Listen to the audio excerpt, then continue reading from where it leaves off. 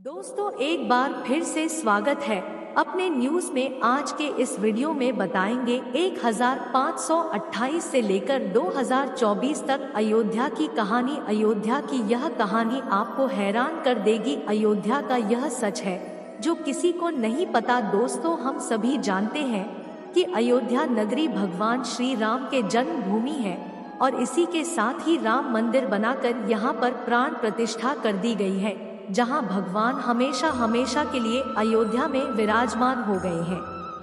लेकिन एक वक्त था जब अयोध्या का नजारा कुछ और ही दिखता था। फूलों और दियों से जगमगाती अयोध्या एक वक्त पहले खूब का मंजर दिखाती थी। आज की इस वीडियो में हम अयोध्या का इतिहास आपके सामने लेकर आए हैं ताकि आपको पता चल सके कि जी राम जन्मभूमि में आप इतना भव्य मंदिर देख रहे हैं वह पहले बिल्कुल ऐसी नहीं थी। तो क्या हाँ अयोध्या रामनगर की पूरी एक कहानी आज मैं यानी आपका दोस्त आपको सब कुछ बताऊंगा। मेरे साथ वीडियो में चिपक कर बैठ जाइए। लेकिन हाँ वीडियो शुरू करने से पहले एक छोटी सी रिक्वेस्ट है। वीडियो के नीचे रेड कलर का सब्सक्राइब बटन दिखे रहा होगा, उस पर क्लिक करके सब्सक्राइब कर ले और साइड में बेल आइकन भी दिख रहा होगा, उस पर क्लिक कर ले ताकि आपको वीडियो मिले सबसे पहले। आपको दोस्तों अयोध्या राम जन्मभूमि में असली विवाद शुरू होता है 1528 से, जब अयोध्या में राम जन्मभूमि पर मस्जिद का निर्माण किया गया। कहा जाता है मुगल सम्राट ने जानबूझकर राम जी के जन्म स्थल के ऊपर मस्जिद बनाई थी, इसलिए इसे बाबरी मस्जिद के नाम से पहचाने जाने लगा। यह है सिलसिला काफी समय चला। उस वक्त देश में मुगलों का राज था, कोई कुछ नहीं कर पाया। लेकिन फिर आता है 1855 में देश में अंग्रेजों का राज। जिस प्रकार हिंदू मुस्लिम में दंगा हुआ, बाबरी मस्जिद के सामने बाहर एक घेरा बना लिया था। इस कार्रवाई से हिंदुओं को आंतरिक आंगन तक पहुंचने से रोक दिया, जिसने हिंदुओं को बाहरी आंगन में एक मंच पर प्रसाद चढ़ाने के लिए प्रेरित किया और यही के अंतराम जन्मभूमि पर मंदिर बनाने की चिंगारी लग गई, जिसने साल 1857 में बनाकर देंगे का रूप ले लिया। बाबरी मस्जिद में सांप्रदायिक दंगा हुआ। इतिहासकार बताते हैं कि इस घटना से पहले मुसलमान और हिंदू दोनों की ही पहुंच पूजा के लिए मस्जिद क्षेत्र तक थी, लेकिन दंगा इतना बड़ा था कि मस्जिद के बाहर ईंट की दीवार खड़ी कर दी गई ताकि कोई अंदर ना जा सके। फिर आता है 1858 अवध थानेदार को बाबरी मस्जिद के अधिकारी से शिकायत मिलती है कि 25 निहंग सिख मस्जिद में घुस गए हैं। ना कि सिर्फ मस्जिद में दाखिल हो गए, हाँ वहाँ पर हवन पाठ भी कर रहे हैं और उन्होंने मस्जिद की दीवारों पर राम नाम लिख रहा है।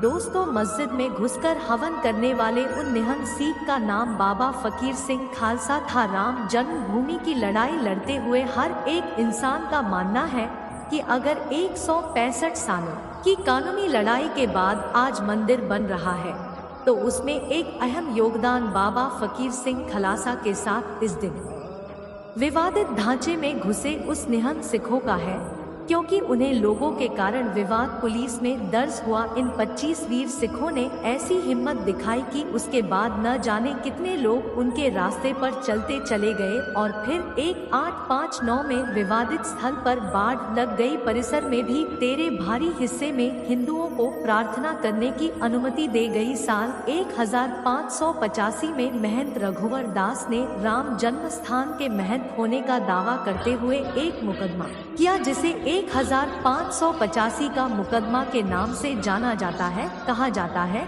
कि कुछ हिंदुओं ने मूर्तियां वहां रखी थी और इसी के साथ देश की सरकार इस पूरे क्षेत्र विवाह गीत घोषित करके यहां पर ताला लगा दिया। 16 दिसंबर 1949 को के मेयर ने प्रदेश के गृह सचिव गोविंद नारायण को बाबरी मस्जिद स्थल पर एक ऐतिहासिक मंदिर के बारे में सूचित किया। अब तक लोग बाबरी मस्जिद वाली जमीन को विवादित समझ रहे थे, कोई भी इस मामले को गंभीरता से नहीं ले रहा था। लेकिन इस घटना के बाद मस्जिद स्थल पर ऐतिहासिक मंदिर होने की बात पर विचार किया गया। फिर 1984 में कुछ हिंदुओं ने विश्व में हिंदू परिषद के नेतृत्व में भगवान श्री राम के जन्म स्थल को मुक्त करने के बाद वहां पर राम मंदिर का निर्माण करने के लिए एक समिति का गठन किया गया और फिर बाद में इस अभियान का नेतृत्व भारतीय जनता पार्टी के लालकृष्ण आडवाणी ने अपने कंधों पर संभाला, जिसका असर कुछ ही समय में दिखने लगा। तभी साल 1986 में जिला मजिस्ट्रेट हिंदुओं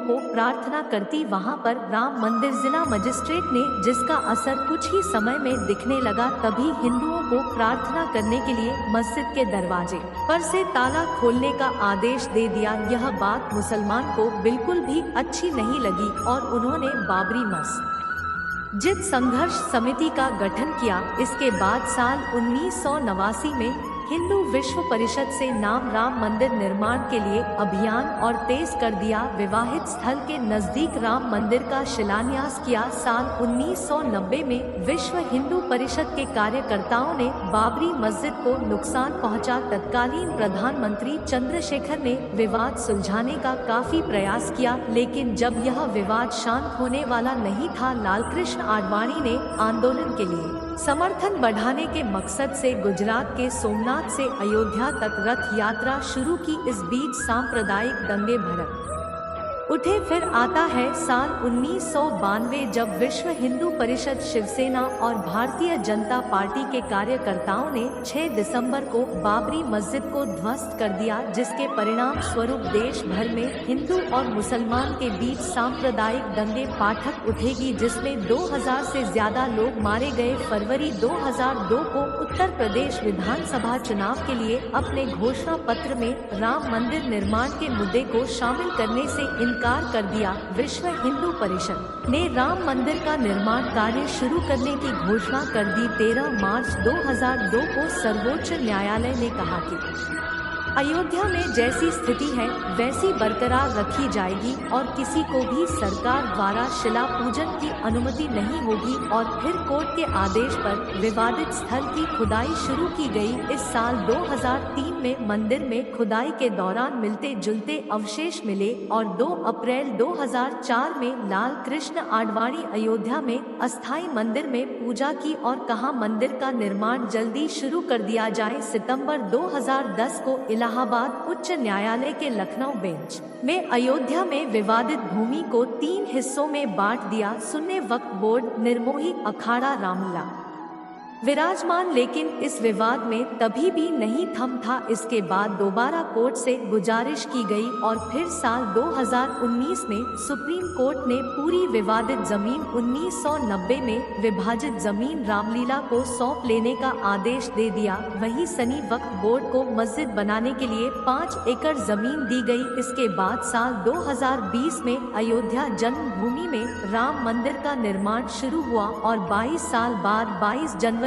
2024 को मंदिर में भगवान श्री राम की प्राण प्रतिष्ठा करके सालों से चल रहे इस विवाद को खत्म कर दिया गया। रामचंद्राचार्य, अगर हम कह देते तेरा रामभद्राचार्य वर्तमान समय के सबसे विद्वान शख्स है, जो गलत नहीं होगा। इन्हीं के एक विवाद से पूरे के पूरे अयोध्या विवाद की बुद्धि सुलझा दी गई। जनवरी 1950 को जन्मे जगत गुरु जी के पैदा होने के 2 महीने बाद ही उनकी आंखें की रोशनी चली गई और ना लिख सकते थे और ना पढ़ सकते थे, ना ही ब्राह्मण लिपि कर सकते थे, सिर्फ चीजें सुनकर याद करते थे। लेकिन उनके बावजूद उन्होंने 22 भाषाओं में महारत हासिल की है। सुप्रीम कोर्ट में जब अयोध्या विवाद पर बहस चल रही थी तो दूसरा पक्ष यह साबित करने में लगा था भगवान श्री राम का कोई वजूद नहीं था, भगवान श्री राम का अयोध्या से कोई नाता था या नहीं, यह भी सत्य नहीं है।